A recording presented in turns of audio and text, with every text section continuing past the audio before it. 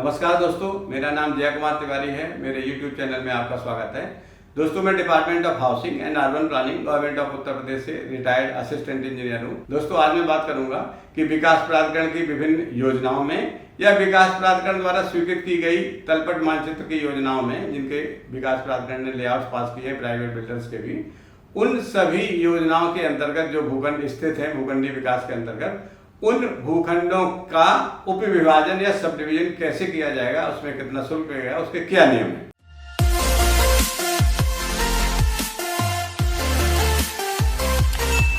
दोस्तों, जैसा कि आप जानते हैं कि लखनऊ विकास प्राधिकरण के प्राधिकरण बोर्ड की बैठक 5 अगस्त 2023 को संपन्न हुई है।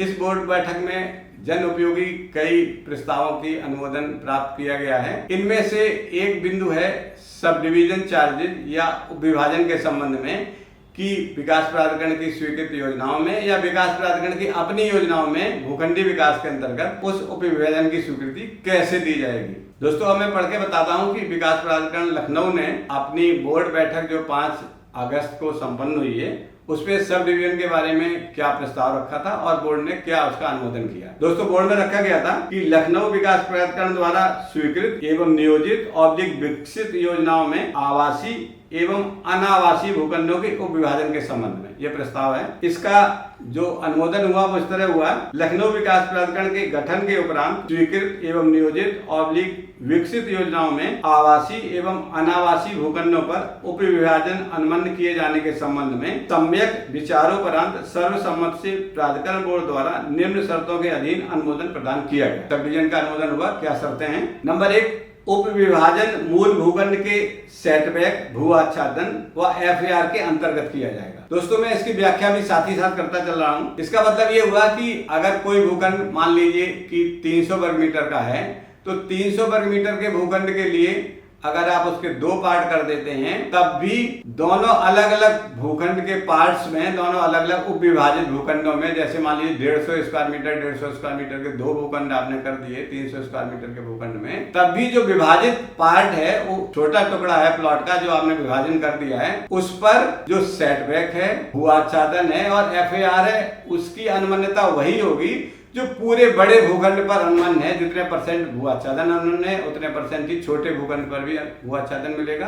FAR भी उतना ही मिलेगा जितना कि बड़े भूखंड पर है, और जो सेटबैक है वो भी बड़े भूखंड के बराबर ही भूखंड पर, उस छोटे पर भी सेटबैक रखे जाएंगे। मतलब मूल भूखंड में जो भी सेटबैक, FAR और ग्राउंड कवरेज था वो वही रहेगा, इसमें कोई परिवर्तन नहीं किया जाएगा। दूसरा बिंदु है इसमें, उपविभाजित भूखंड का क्षेत्रफल 100 वर्ग मीटर से कम नहीं होगा। मतलब कोई भूखंड अगर बड़े भूखंड के टुकड़े करके बनाया गया है, 300 वर्ग मीटर का कोई भूखंड है, 500 वर्ग मीटर का कोई भूखंड है, और उसके टुकड़े किए गए हैं, तो जो विभाजित भूखंड का छोटा भाग है जिसको विभाजित किया गया है, वो 100 वर्ग मीटर से अगर कम होगा तो ऐसा विभाजन स्वीकार नहीं किया जाएगा। कम से कम 100 वर्ग मीटर का भूखंड होना चाहिए विभाजन होने के बाद, तभी उस भूखंड का उपविभाजन स्वीकार किया जाए। तीसरा बिंदु है, आवासीय भूखंड के सम्मुख न्यूनतम 9 मीटर तथा अनावासीय भूखंड के सम्मुख न्यूनतम 12 मीटर पहुंच मार्ग होना चाहिए। इसमें यह कहा गया है कि उपविभाजन रेजिडेंशियल और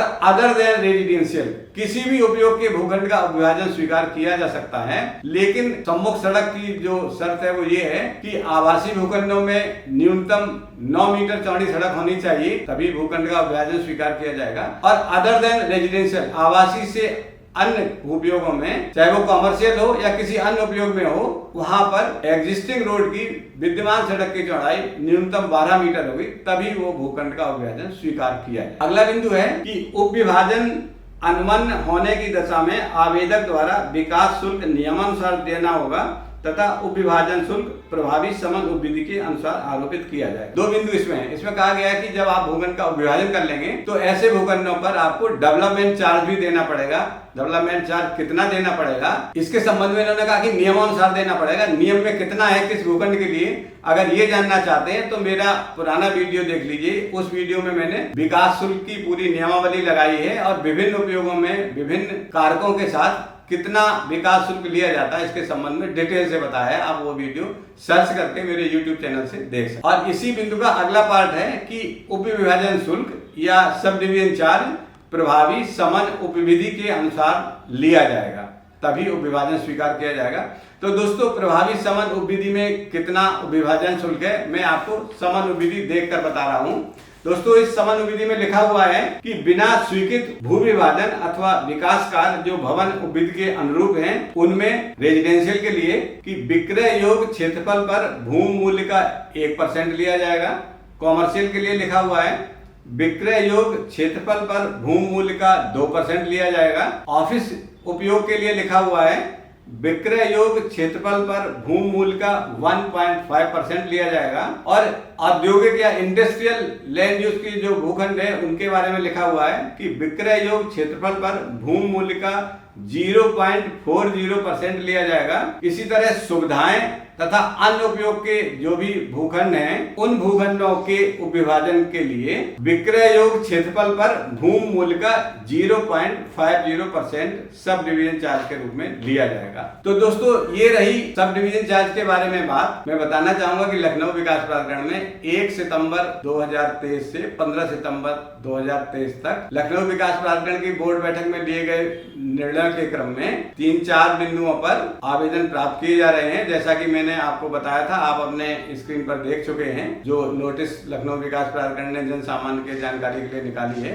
इसमें आप आवेदन कर सकते हैं 1 सितंबर से 15 सितंबर तक और अपने प्रार्थना पत्रों के निस्तारण के लिए प्रयास कर सकते हैं। दोस्तों, इस सूचना के साथ ये वीडियो ही समाप्त होता है। अगले वीडियो में मैं बात करूंगा कि जो कॉलोनी अनधिकृत रूप से, अनियोजित रूप से विकसित हो गई हैं या जिनके लेआउट पास नहीं हुए हैं अभी तक, उनके अंतर्गत स्थित जो भूखंड हैं, उनमें कौन से भूखंडों के मानचित्र स्वीकृत किए जा सकते हैं या कौन से भूखंडों पर निर्मित भवनों के समन प्रार्थना पत्रों पर विचार करके बिल्डिंग को कंपाउंड किया जा सकता है। तो अगले वीडियो का आप इंतजार करिए और इस सूचना के साथ ये वीडियो ही समाप्त होता है। नमस्कार।